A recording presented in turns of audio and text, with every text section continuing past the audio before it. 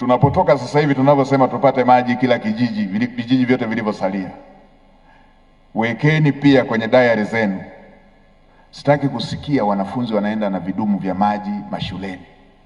Kila shule ya msingi, ya sekondari iwe na kisima cha maji, wanafunzi wapate maji pale pale.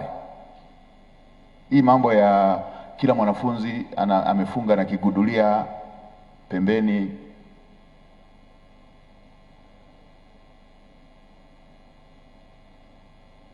hii mambo ya zamani hayo. Kila shule ya msingi, ya sekondari pawe na maji.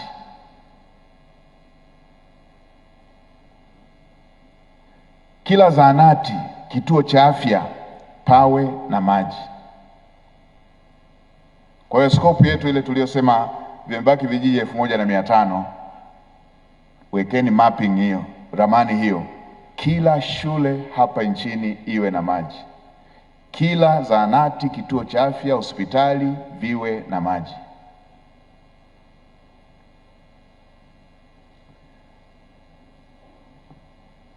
Inaweza ikawa mradi au kisima, mitambo tunayo, ndio. Kwa hiyo twendeni tukalifanye hilo.